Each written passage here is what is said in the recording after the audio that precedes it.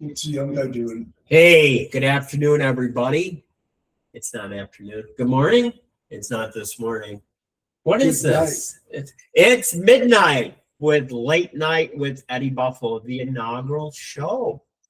And our guest, I'm talking to him off in the thing because he was just asking about my kids. He's looking at some pictures of them. Kevin is actually a chef at 911 Tavern back in South Buffalo, New York. Mm-hmm. One of the best places to get wings and corned beef sandwiches. Delicious. Mm-hmm. So welcome, everybody. We're just going to have fun with this show. It's something I wanted to do for quite a while, and I just didn't know how it would be received. So we're going to try to do these shows at midnight Eastern time every Saturday. Kind of like a Saturday Night Live, but it's not. It's a Eddie Buffalo Live, you know? Saturday Night Dead. Right. And yeah, you're going to meet him in a second. You know who he is. Just hang tight. Because what I want to talk about first is this is the first time anybody's going to, even though we've done a show with this sponsor before, this is the first time we're going to be able to talk about Pinche Gringo, pinchegringo.org. At pinchegringo.org, they have t-shirts, they have hats, they have hoodies, they have all kinds of stuff. And I had to ask Stephanie Carrollton and my buddy that's you're going to see in a few minutes what Pinche Gringo meant. He thought he knew what it was, and he was right, but he was trying to be really nice. And it's basically effing American. So I think it'd be a riot to get one of these for somebody that doesn't know how to speak Spanish. Yeah, it's a nice t-shirt. I like it a lot. You know, and also when you go to check out, all you have to do is put in promo code Buffalo, and you'll get an additional 15% off. So check out our friends at pinchegringo.org. I'm going to bring him in here because he's standing over to the corner. My guest tonight, Mr. Dr. Andy. Come on in, Andy. Hey. If anybody don't know, this is Dr. Andy Freeman, better known as the star of Ask Dr. Andy. Welcome to our first show. So tonight I get to be Andy, and we can talk about sex and drugs and rock and roll. In which we will, too. So this is our second try. It seems like our second try is always the best on these things, you know, because I'm gonna send it out as a blooper once I get it of what will be started, because I had a little presentation. I promote technical difficulties. It's one of my skills. It happens. So, but a little bit about us. My name is Eddie Buffalo. A lot of people know that I'm originally from South Buffalo, New York, living in Texas now. I spent time living in New Jersey a little bit, Philly for a little bit, Boston for a little bit, and now in the beautiful town of Greenville, Texas. And let's find out. Greenville. Yes. Let's before we can start talking to our guests, I want to say that all the comments and statements by Eddie Buffalo and Dr. Andy are purely for entertainment purposes. Tell us a little bit about yourself, Dr. Andy. New York City birth. Moved to Long Island when it got too dangerous. Went out for college, med school, and then a long time in New York, and then picked a couple jobs I really love. Currently, I'm taking care of Native Americans in various nations of theirs. Yeah, you're in Oklahoma, right? Yes, take care of some of the Native Americans in Oklahoma presently. That's kind of interesting to me because I've only been to Oklahoma a couple times. And you're not missing a thing. What's with the red dirt? Why is it red? It's the only thing that's not gray. Because that's the Red River, right? I go there, do my job, stay in a hotel room, and try to leave there promptly. It's a state to leave. You don't go to the casino, guy. That's the only thing I know about Oklahoma. There's 2 casinos, and they usually have good shows. You know, that's all I know about that. I've seen better shows. Trust me. I also invited Donnie. I don't know if he's going to show up today on the show because he's got a lot of stuff going on with the family. But like I said, we're gonna do the show midnight Eastern time, hopefully every Saturday. And listen, I'm not gonna do live because I'm too tired to stay up that We'll have late. Saturday night salacious. So what I wanted to do, Andy, is I wanted to talk about your favorite band and my favorite band.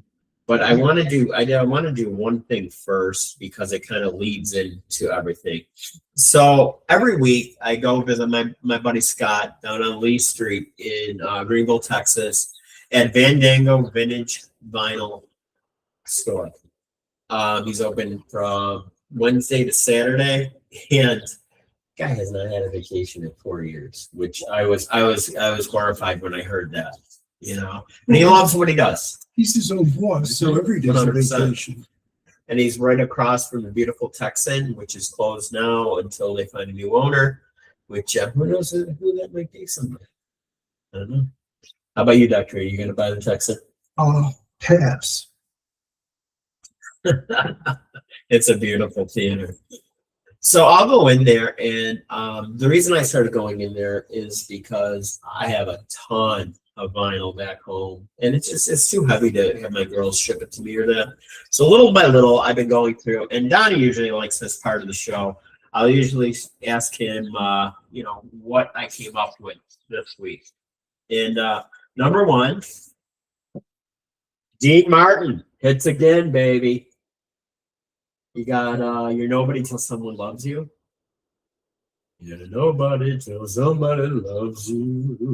Music that I passed on and was happy to see them. And then I also picked up Elton John, Here and There. Whole dollar I paid for this, Andy. So you're looking at Honky Cat, Crocodile Rock, Rocket Man, Betty and the Jets, Take Me to the Pilot, which I actually like that song. And then you down in Texas, you got to buy this one. Skinner's First and Last, double album from, I always have a hard time looking at the dates on these things. 1978, Leonard Skinner, which I haven't listened to. A lot of these I haven't listened to. They didn't do much after 1978, as most of the members were kind of dead. Just kind of. I think they were really dead. So I got to tell you a quick story. So as a young man, you always remember the first time you see boobies. And the first time I seen boobies was my Aunt Alice took me and my cousins to see a movie, not knowing that it was R-rated. How old were you, pray tell? Oh, well, let's see when this came out. This came out in 1977. 77, so I was 10 years old. And that album was a multi-platinum Saturday Night Fever. You know where these were made. You don't know that you know it. Yeah, I saw them. They tested them on a nightclub up in Ithaca first. They were probably made in Buffalo or someplace up there. Close. It was in a town called Angola, New York that came up with these, which seemed like all roads lead back to Buffalo. Good and bad sometimes. So I haven't listened to it yet because I know Mrs. Homewood, she's actually a listener. The poor woman taught me in 6th grade when I, found girls and found my voice for good and bad. And she's a wonderful artist. So check out Virginia Homewood. You should be able to Google her and check out her artwork. But yeah, this is my first movie I got to see. But this thing was huge. This movie was just ginormous, And then talk about honesty is the best policy.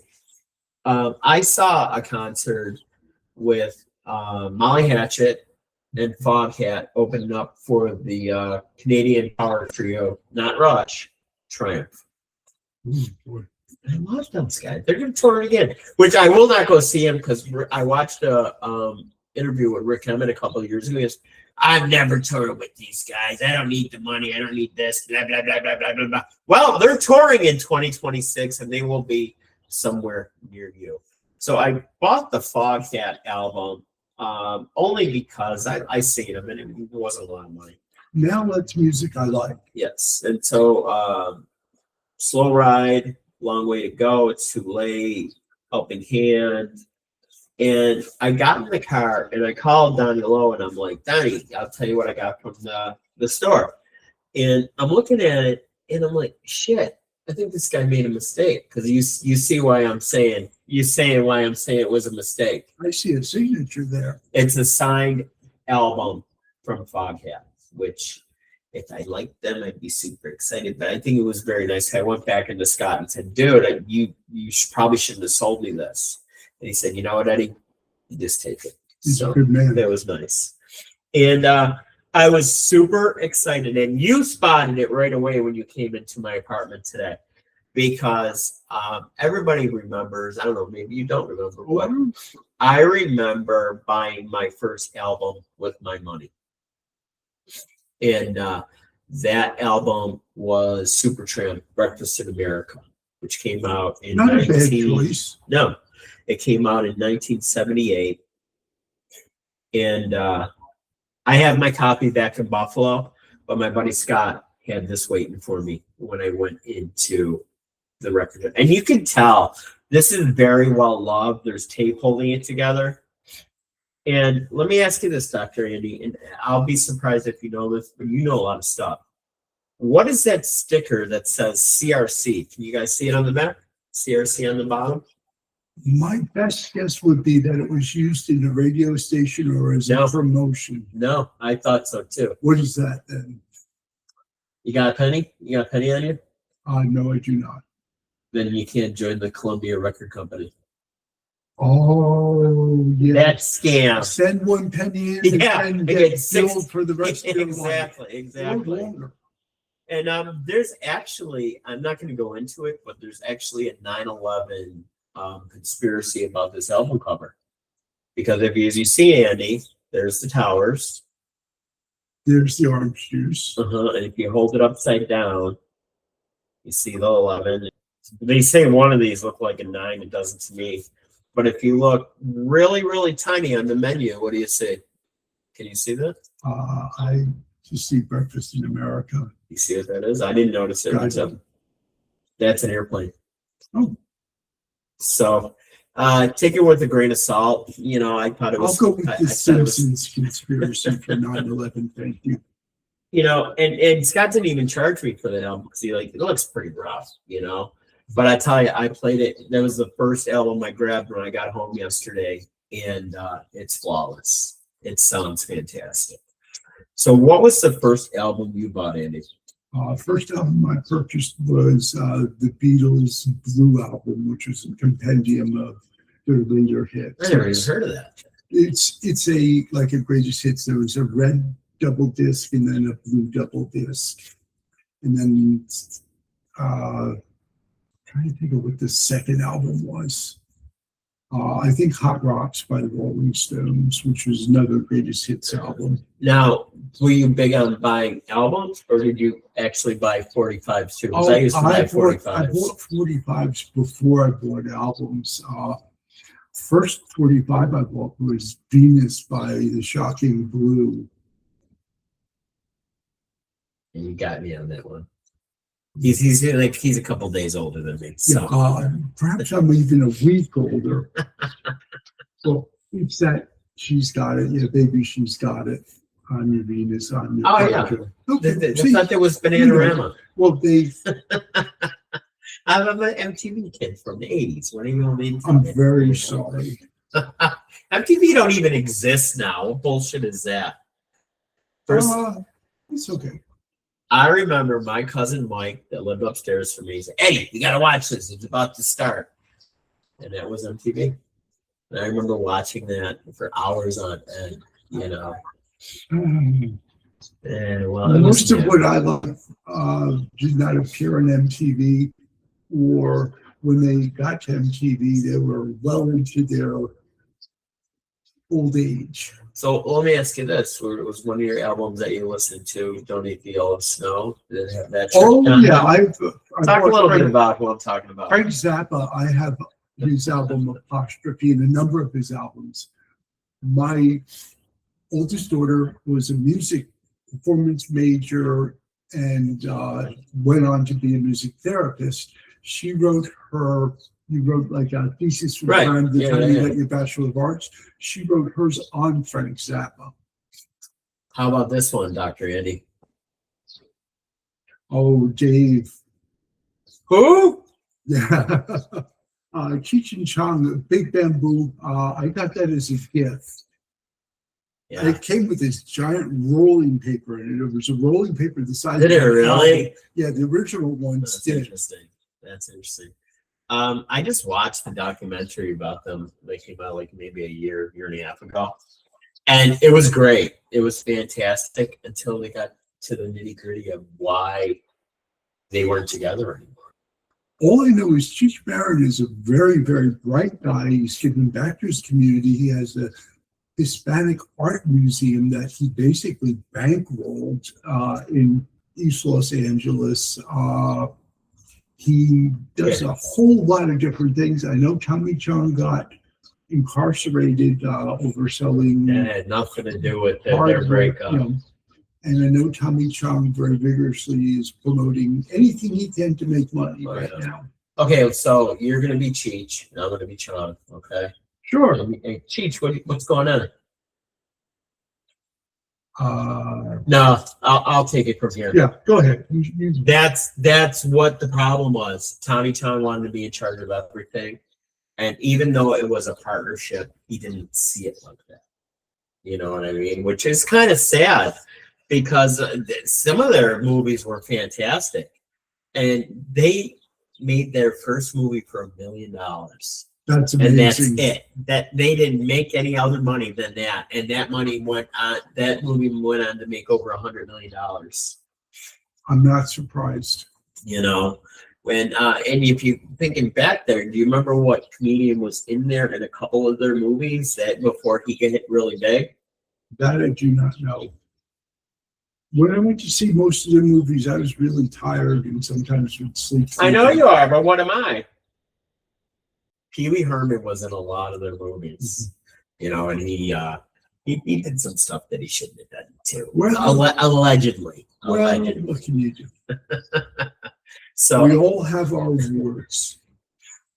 Now, I want to go. I wasn't going to really talk about this, but I think it's kind of interesting because we are a little bit different in age, and I loved all the Irwin Allen movies when I was a kid, all the disaster movies. Not for me. And that's a huge reason I will not go on a cruise because of the Poseidon Adventure. Well, I've been on a cruise or two, and did it flip upside down? No, but the food was. You were praying for something like that. They just try to stuff you. It's like they found a meal between breakfast and brunch. Now, my favorite had to be Towering Inferno. Do you know why? Why? Who was it? Didn't see the movie. Run, Juice, run. O.J. Simpson was in it. He was cutting and slashing. Bad joke. Yeah. Not happy note. I thought we were going to talk about music. We are, because I got off track. Okay, so I like asking this question, especially when I'm dating a young lady, because everybody asks the same I'm question. spoken for. Don't touch me there. You didn't say that before. Hey, you knew what this was. You know what this was. So can I get an angel shot? No. So instead of asking you the best show you've ever seen, what was the shittiest show you ever saw? Worst rock concert I've ever seen? That's what I want to know. I had to sit through Whitney Houston and Kenny G open for them. I was dating my ex-wife, and it was early on in the romance when you had to make sacrifices like that. I had to sit through Billy Joel. He was that bad? I've never seen him. I don't like Billy Joel. Oh, well, that's the reason. Yeah, but he sucked. Like, don't get me wrong, there's bands that I do not like, but I'll still want to listen to them to say that I heard them, you know? We're wired differently. If I Guess don't so. like it, I don't like it. But the worst show I ever saw, and I was so crazy because I'm a cheap, crazy Polak that wants to hold on to his money. And I paid good money to see Alanis Morissette, and she was stoned off her ass, and she didn't know the words to her own damn songs. What the kind of crap is that, Alanis? You know what? Go to EBIagency.com, write me a check, because I need you owe me money. You stole money from me that night. Oh, would you like a list of concerts I've seen where people arrived a little too happy to play? Oh, that's so depressing. I Like, who else? Let's hear it. went to see Eric Clapton during the heroin Oh, years. wow. You knew what that was. Well, they brought him out. He was standing from boom. He's not standing. He was They tired. bring out his chair. They put him in his chair. Boom. He's not there. Maybe They needed put a him nap. back in the chair. He turns up. There he goes. I saw the cars. I don't know what they were doing, but it was either very expensive or very inexpensive. I remember for a very short. And I saw Johnny Thunders. I know He you like arrived talking a about little that. too rolling too stoned. Just kind of became one with the ground. So for a very short time. Oh, let's hear it. Let's hear it. I want to hear a good one. But yes, Mr. Kata. Yes, Miss. Go ahead, Horseshack. What do you got? In a very small venue on Long Island, I went to see Dickie Betts. Oh, The was he good? first set was passable. They took about a 30-minute break. He came back, and it was like he was wearing oven mitts and playing the guitar. He was so fouled up. So I got to tell you. So I was a metalhead when I was a kid. Even though I listened to everything, I was a heavy That's metal okay. kid. I like a little noise. And for a short time after Ozzy Osbourne left Black Sabbath, and then Ronnie James Dio left, that they hooked up for an album called Born Again with Ian Gillan from Deep Purple. Oh, yeah. Which was even before that. He was, how did he get his start, Dr. Andy? You should know this. Jesus Christ. Superstar, yes. Which I love musicals. I couldn't get into that one. So anyways, We're in good company.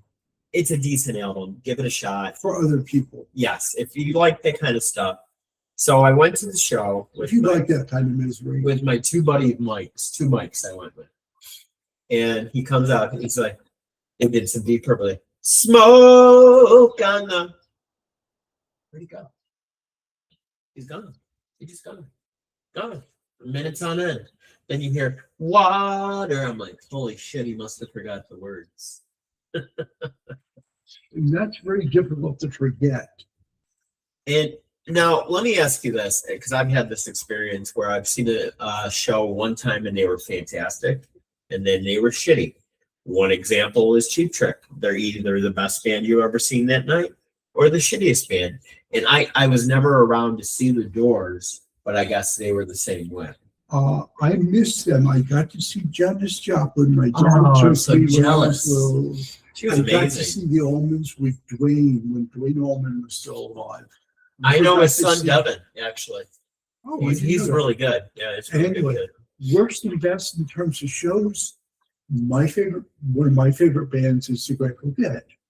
Unfortunately, they continued playing past their expiration date, and there were some shows which were unlistenable.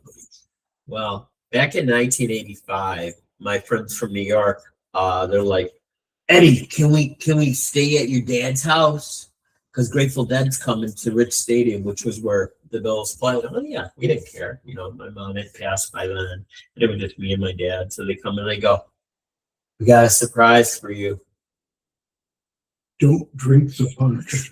We got you a ticket. I'm like, son of a bitch. Well, it's like sauerkraut. You either like it or you don't like it, and I can understand those who don't like the music. I will say though, people watching at a Grateful Dead concert was amazing. There's this like really hot looking chick walking around the parking lot. I'm like, what's she got on her shoulder? A raccoon, a real live raccoon, Andy. Sorry to hear that. And then I was never so inebriated and sunburned in my life. It was a July show. And like I said, I didn't want to be there. You're like the skin cancer poster man. I know, light right? Skin, light hair, light eyes, And so red hair. these hot chicks are behind us dancing in, the old metals, The sway. things. The sway. And they have like, the skirts at the granny Grateful Dead. dresses. And I looked behind me, I'm like, they probably had more hair on their legs than me and you could ever grow in our lives. I'm not surprised.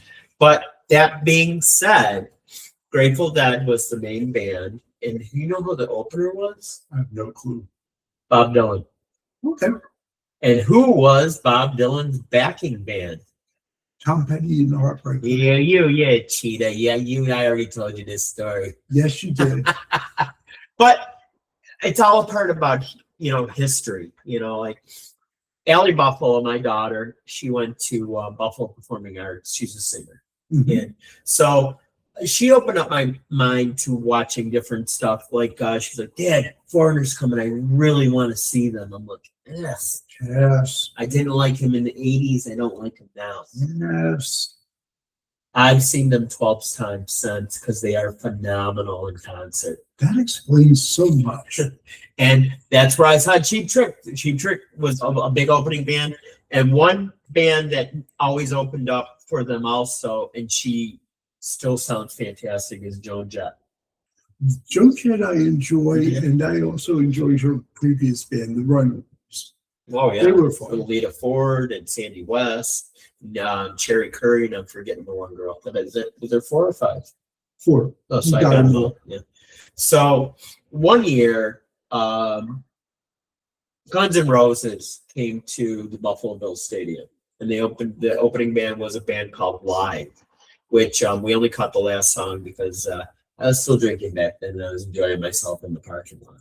Understood. So Guns N' Roses comes out, and the band sounds fantastic. Axl sounded great that night, and we enjoyed ourselves. So fast forward 2 years ago, I found out they were coming to Hershey Park in Pennsylvania, which was the closest they were going to be to Buffalo.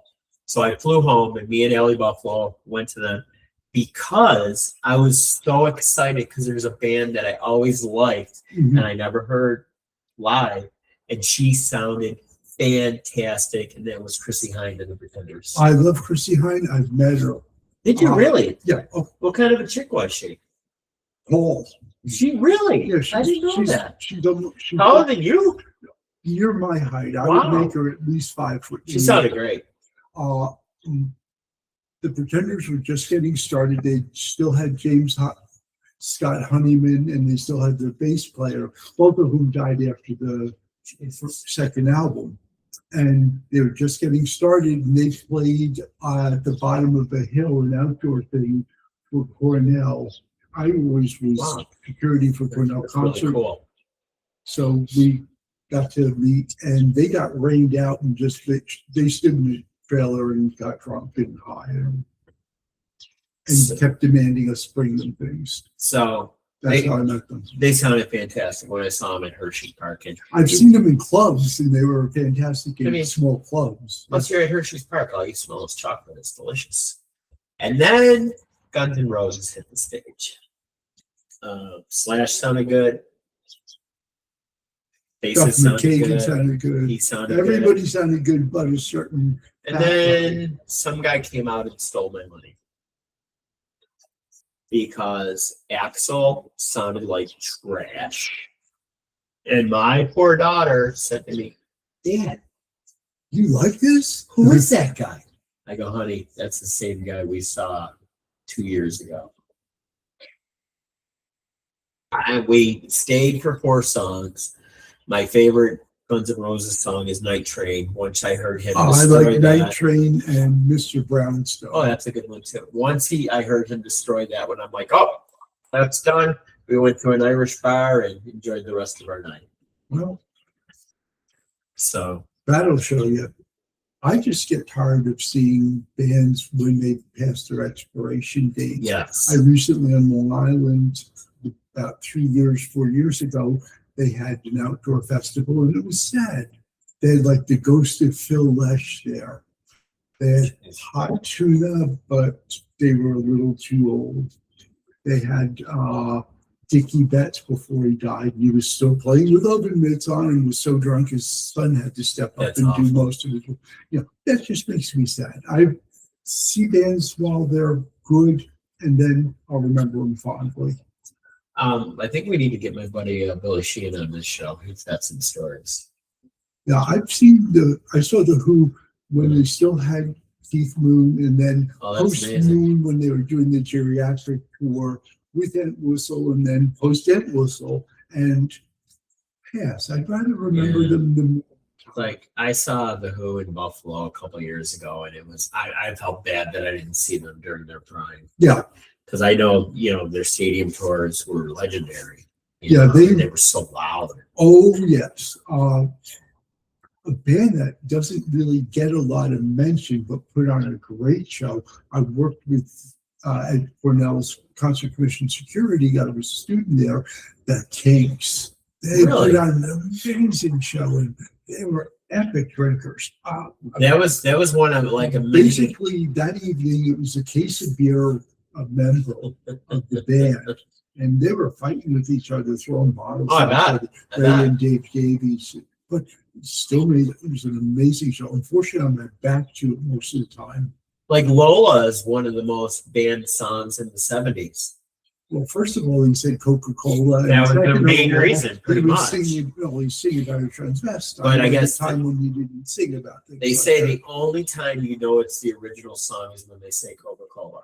Yeah. The thing that's funny is Lou Reed's Walking the Wild Side scooted through, and if you know what he's talking about, I got to meet one of the people he mentioned in it. He was a co-worker's uncle. What do you feel about Celtic rock? Have you listened to any of it? Black 40, Flag. I'm talking Black 45. Molly. I'm talking Dropkick. Small doses, lots of time in between. So they're playing the House of Blues in February. You want to go? Sure. I saw Flogging Molly there last year, and they were fantastic. I was fortunate being in New York. You got a chance to see a lot of good things in small venues too. I got to see B.B. King at his club. I got to see King Crimson in a small venue. That was a mind-blowing experience. That's how we're doing on time here. We're a little bit over. I am going to tell you a quick story, and then we're going to end the show. So once again, my friends from New York, Jeff was a huge Bob Dylan fan. I was, and I was so sick of hearing about Bob Dylan. But I don't know if you've ever heard of this club in Greenwich Village called the Back Fence. Yes. Okay. So you remember he had the picket fence around it? Yes. And when we went in there, it was mugs of beer for $1. That's a long time ago. And it was one of those places where they had the peanuts, he threw them on the floor, blah, blah, blah, blah, blah. So I'm like, boys, I'll go get us the first round. And in Buffalo, you're from Buffalo, New York, because you leave your money on the bar. No place I've seen does that. People are like, hey, just leave it there. And I took out a 20. I said, yeah, can I get 3 beers? She goes, oh, no, honey, tab. I'm like, no, I don't want a tab. I want a beer. Yeah, I was 18 years old. What the hell did I know, She goes, no, honey, you pay at the end. Well, peanuts were good. The band that was there was good. Bob Dylan never showed up. And at the end of the night, our bill came to, remember, there was 3 of us there, Doc, $99. The next morning, I was vomiting peanut shells. Because at some point of the night, I guess I was just done shucking the shells. And yeah, it's a lot of work, but not much food. We had, it was that time where they were working on the Statue of Liberty, so we had tickets to go around on the Staten Island. That's so sweet. I can only imagine the day after. I did. I can only imagine. When I was hanging over the porcelain throne, puking freaking peanut shells, that was just horrific. Well, thank God you didn't go to a seafood bar and eat clams. No. Oh, I've thrown up clams before. That's Oh, not I a meant good the thing show. either. Oh, yeah, that was. I couldn't even imagine that. So I hope everybody had fun. I hope you learned a little bit about Dr. Andy and Eddie Buffalo. Maybe a little bit too much. Who knows? But We didn't even talk about the punk years. no, we didn't. So My friends had a band. we're gonna have to get to that next time. So thank you very much for spending time with us tonight. I've had a blast. This was fun. It was Can we fun. do it again? Yeah, maybe. I'd like to talk music and Yeah. Gotta talk. We have to have a movie show too, though. okay. I'm not as movie fluent. I'm more of a book or music guy, but I'll give it a roll. You tell me. Most movies and started out as books, so you kind of are if you never thought of it like that. I like Stanley Kubrick. So the guy that took care of the moon landing for us. That's for another time. Another topic for another time. Look at Andy's pulling away. So I'm gonna end this show a little bit different than we end our other shows. If you like hanging Not out, on the lips. if you like hanging out with guys that are like you, and I'm talking to the girls out there too, like having a good time. That's what this show's going to be all about. Having a good time, going down memory lane.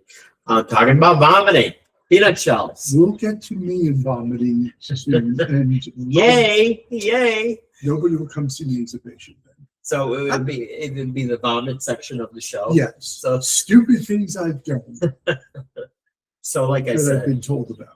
I know we had fun. Hopefully you had fun too. Every Saturday night we're going to be on at midnight and Eastern time, even though we're in Texas. So everybody have a wonderful weekend. I hope the New England Patriots get the living shit kicked out of them tomorrow. Okay. How do I really feel? He's so subtle. I'm I going can never tell. It's just like he's. We were invited to my buddy Henry's place for the Super Bowl, and he's a chef, so he's going to have some good food there. So We're having brisket, and I think I'm going to bring shrimp. Maybe I'll bring some peanuts. would you like a ride home? No, I don't drink anymore, so I'm good. Okay. So once again, thank you very much, and we'll see you next week. Stay safe, everybody. Are we Take just care. going to keep fighting? No. No, this is No totally fighting. different Okay. now. You want to fight? You want to fight? Is that what you're saying? Yeah, where we're going with this? Wow! Did you see that, guys? Did you see that? How That's- nasty he is to me. I'm old, See how and I was nasty he is? taught if you have a superior opponent, strike the first blow. So make it dirty is what you say. Just remember, he wants to keep fighting. I don't. I'm a lover, not a fighter. Take care, everybody. He's Bye. touching my leg.